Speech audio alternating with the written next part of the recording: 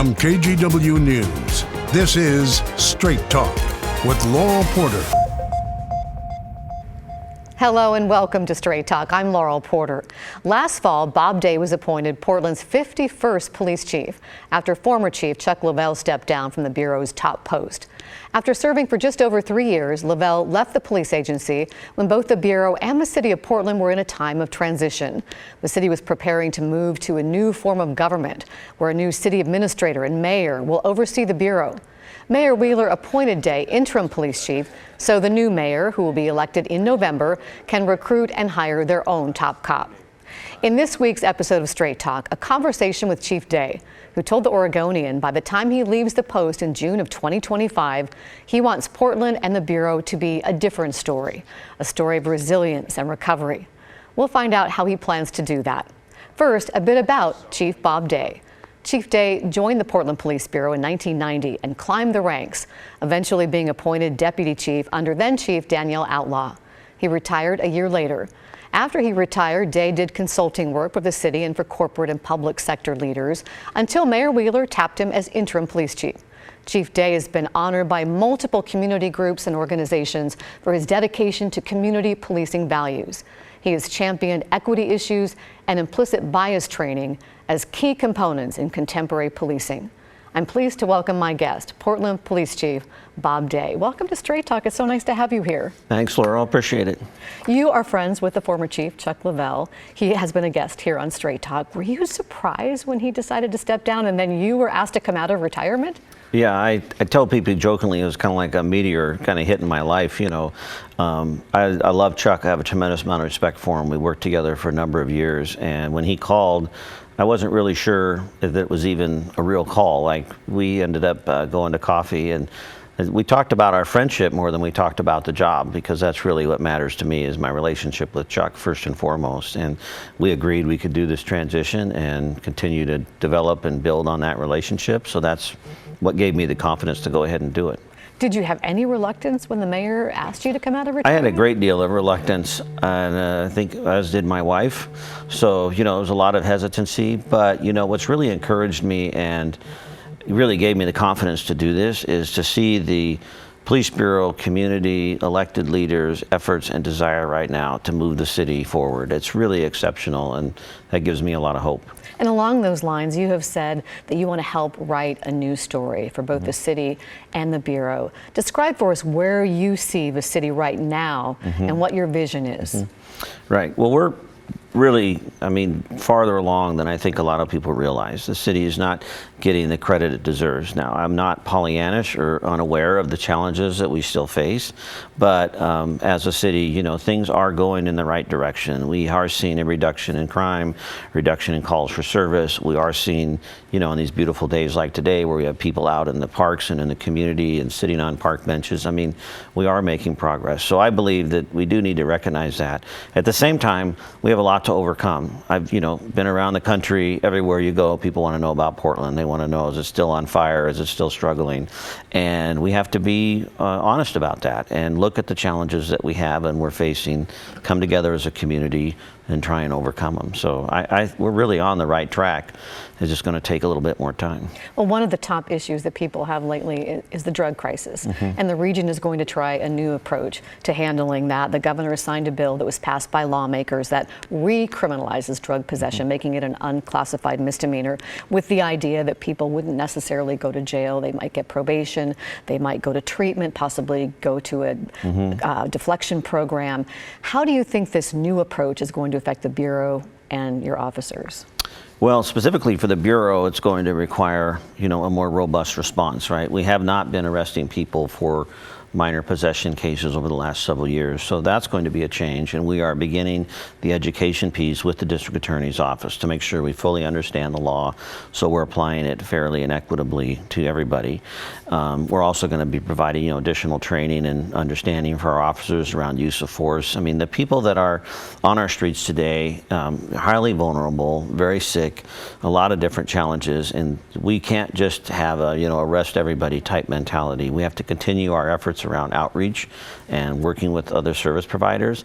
And then I'm also considering ways that we can address some of the larger issues around interdiction on the, for commercial drug trafficking offenses. Some of the changes in the law allow for more of that. And then working with the courts and working with the county around deflection. So it really is a collaborative effort.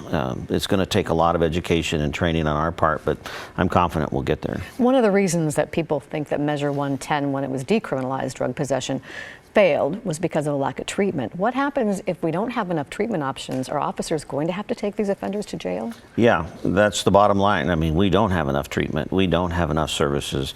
But the phrase that gets often used, but we don't want to let perfect be the enemy of good, right? And the reality is, last year we had over 300 reported overdoses to the city of Portland. I mean, people are dying on our streets because of our either unwillingness or inability to interdict that behavior.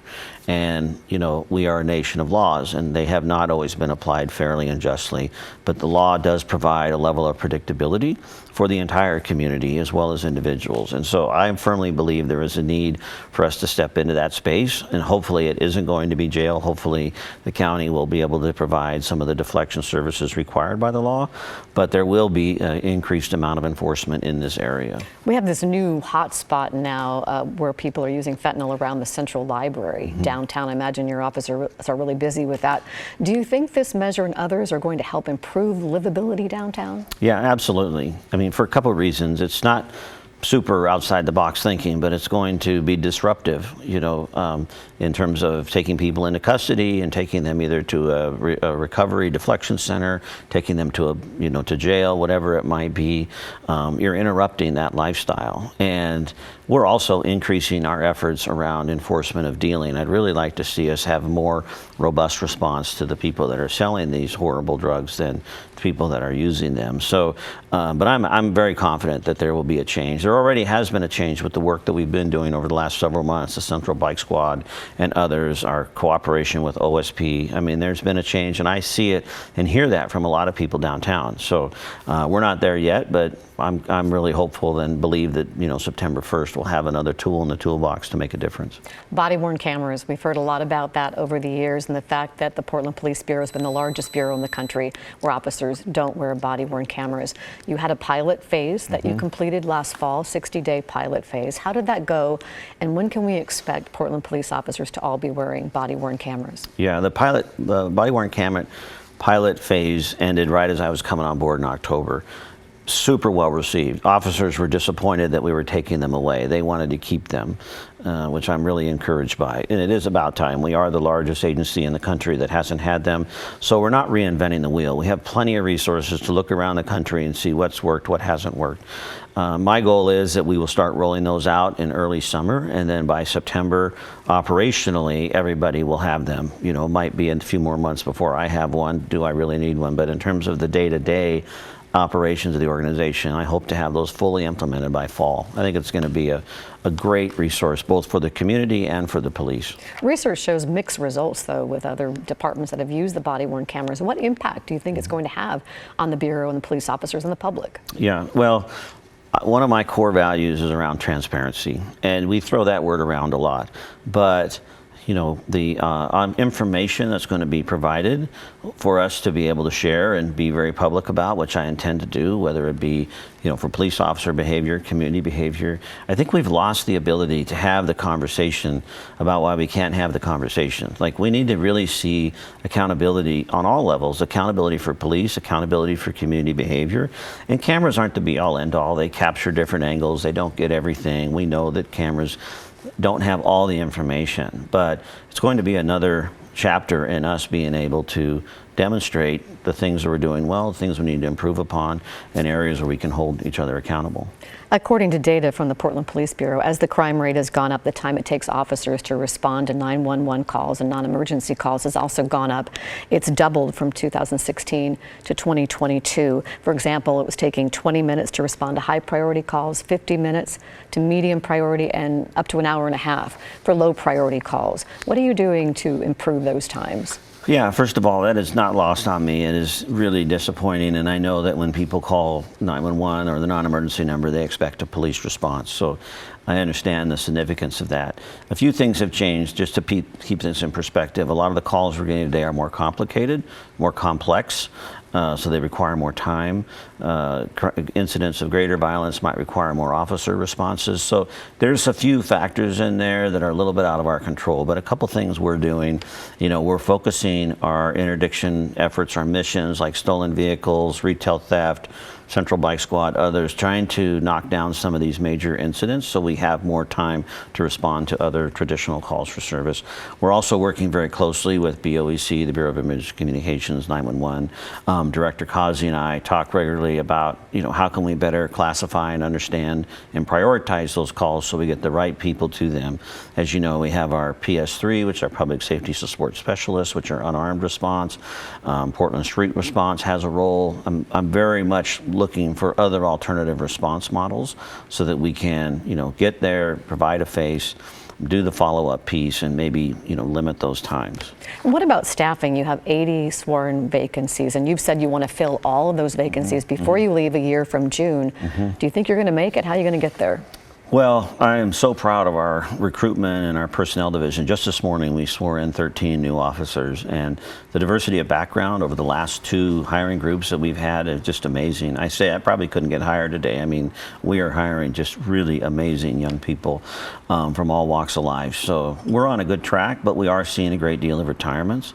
I'm hoping that 2024 is the year we kind of bottom out. I would expect us to sort of break even this year with projected retirements and hiring. But I think in 25, we're going to be able to really build in some of that backstop that we need to provide that.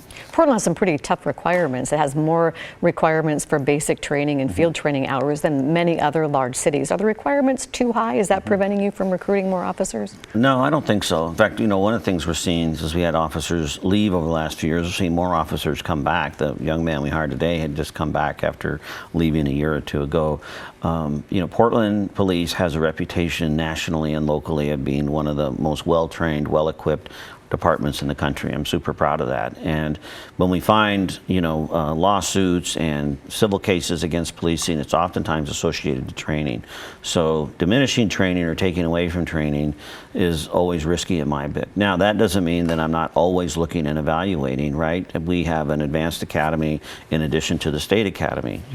Do we need those many hours? Is there another way to do that? We're also looking for ways to be innovative with technology. Can we push stuff out via a learning management system and videos and things like that? So it's a balance, but I think the additional training that we provide actually provides our recruits with the confidence they need to do the job. And the city of Portland expects that. Our Portlanders have high expectations of their police, which I'm grateful for, but it requires a greater amount of training and development. I want to ask you about a couple of incidents that you were involved in earlier in your career that I imagine were pretty tough for you at the time.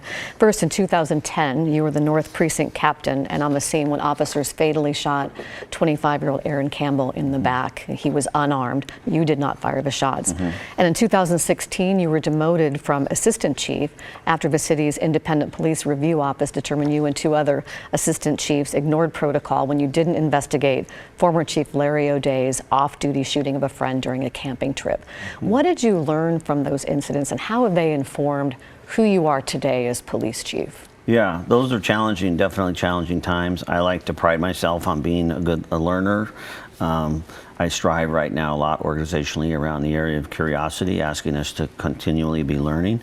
So for myself, specific to those, in regards to Chief O'Day's behaviors and my involvement, I was investigated for 11 months and I was ultimately exonerated. But I learned the importance of transparency, that word I used earlier, that is just critical around public trust. We just, and I made a lot of assumptions that the system was working as I thought it was designed to work. I didn't ask questions. I wasn't curious. I just was in a senior leadership role, and I should have been more so. We have the independent police review. We have other oversight bodies that I could have reached out to that I didn't, and I'm disappointed that I didn't. So, I'm just continuing to push myself and to really provide also for the members of the organization a chance to challenge me on those things, right? To ask those questions or ask those questions of others about me and not be threatened by that. So that's really key. With the Campbell incident, anytime there's a loss of life, it's a tragedy. And what I'm really emphasizing is we have a culture in our city of sort of the police in the community, the police in the community.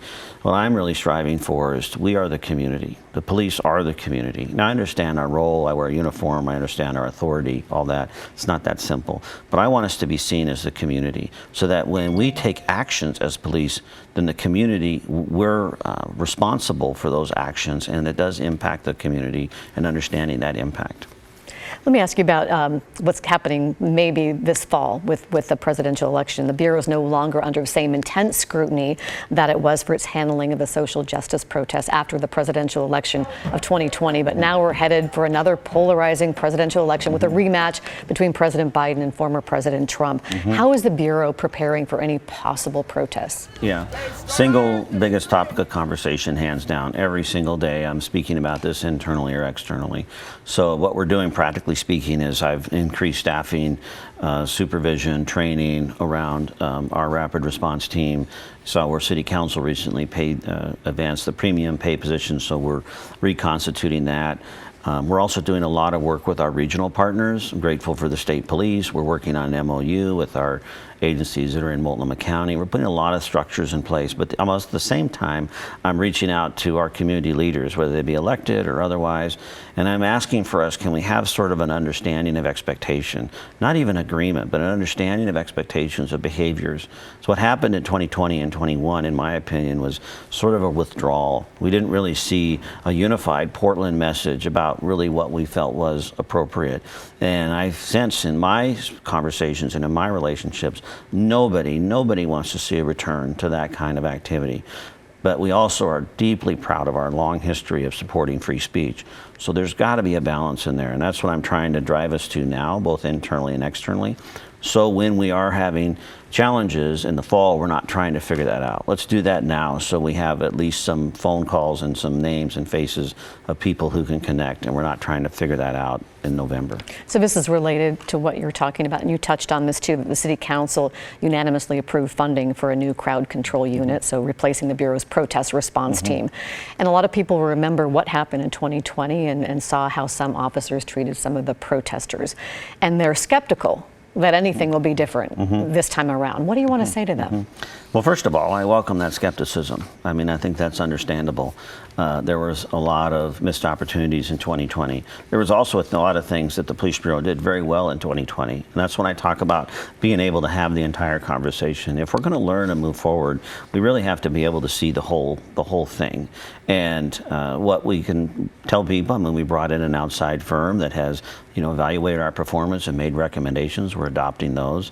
Increased transparency with our community partners so they can see what we're doing, what we're teaching, what we're training. And, my commitment to just once again, provide the very highest level of service possible. I think, they will see a difference in our response this year.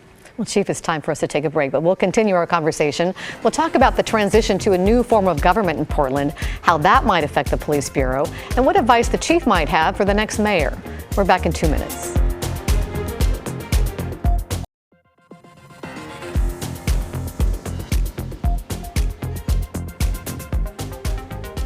Welcome back to Straight Talk. I'm Laurel Porter, and we are talking with Portland Interim Police Chief Bob Day. Chief, welcome once again to Straight Talk. Thank you. As you well know, the City of Portland is about to make a big change in its form of government, from the commission style of government to one with the city administrator and the mayor overseeing day-to-day operations, and the council, the 12-person council, will be separate. How do you see that shift impacting the Bureau and the new police chief, whoever the new mayor hires? Right, yeah. Well, first of all, I think it's a great effort to try and find a way to consolidate our safety bureaus as we're currently doing. So you're going to have the 4 major safety bureaus working under a deputy city administrator and a city administrator. So I'm really appreciative of that. I think the 4 bureau directors currently in public safety are working closely together. So I think that's going to be a benefit for efficiencies, service, practicality in terms of our service level. I think that's all really good. But it's going to be a huge shift, as you said, right? We're used to having sort of these commissioners we could go to an angle and try and get maybe something to benefit us, and now we're going to have to really work together and work through a system to a city administrator. I really think at the end of the day, though, it's a model that's going to provide more stability and more consistency for whoever that chief is. That's what I'm hoping. We had on recently Commissioner Carmen Rubio on the Straight Talk to talk about her candidacy for mayor. And because the new mayor will hire the new police chief, I asked her who, if she's elected, who would she look for? What would she look for in the new police chief? And she had a lot of praise for you. So let's listen to what she had to say. Thank you. He is exactly the leader that we need right now in the police bureau, and I deeply appreciate his approach to the work. He has a lot of the qualities that I would want to see in the next chief. He's transparent. He knows how to sit down with folks across difference and actually talk through issues and leaning in to learn. Those are really important qualities of a leader, and not unlike a mayor. So you'd be looking for someone like Chief Day. Would you try to convince him to stay on? I would absolutely try and convince him to stay. So would you stay on beyond June of 25 if asked? Well, I have told everyone that right now I'm focused on June of 25, and we'll see what 25 brings.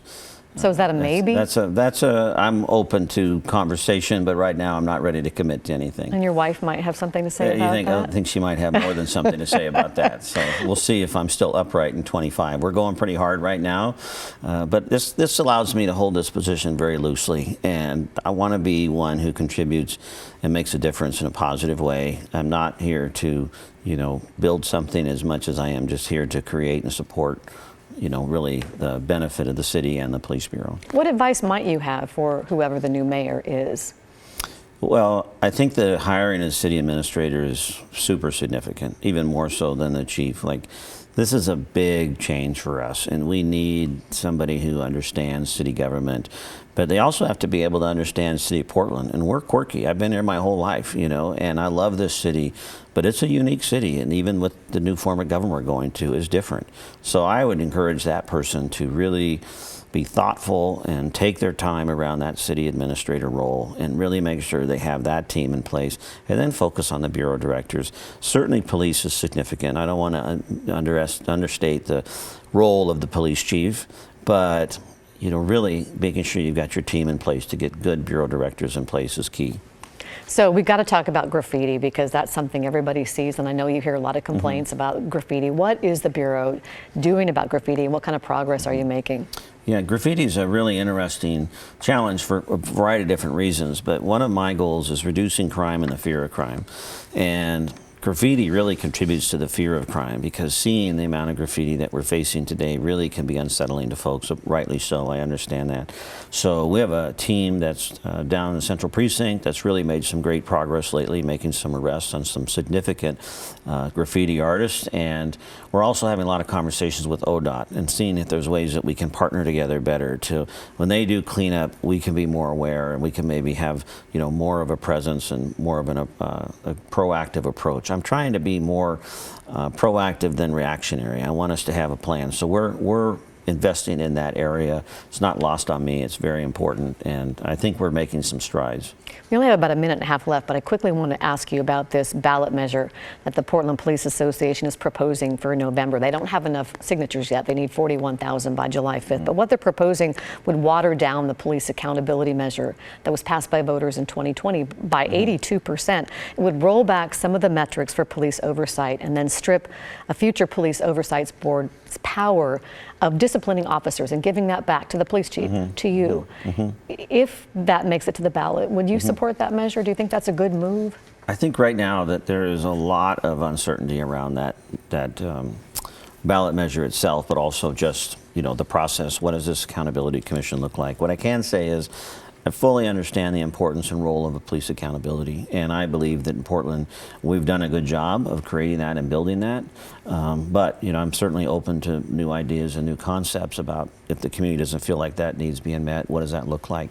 So that's going to have to get played out in the, at the ballot box and work with whatever we end up with. So is that a maybe that you support the measure? That's just a chance for me to take a look and see what comes.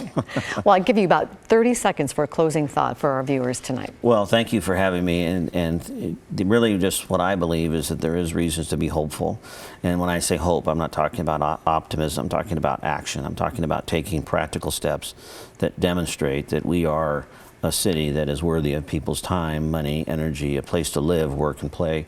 I wouldn't be here if I didn't feel that way, and I'm just really excited to see what lies ahead. Well, Chief Day, thank you for joining us here on Straight Talk, and thank you for your service to our community all these years. You bet. We appreciate you. And thank you for watching. Join me next week when we talk with several guests who were invited by their congressional members to attend the President's State of the Union speech last month, why they were invited, and what the experience was like for them. We hope you'll join us for Straight Talk next week. Have a great week.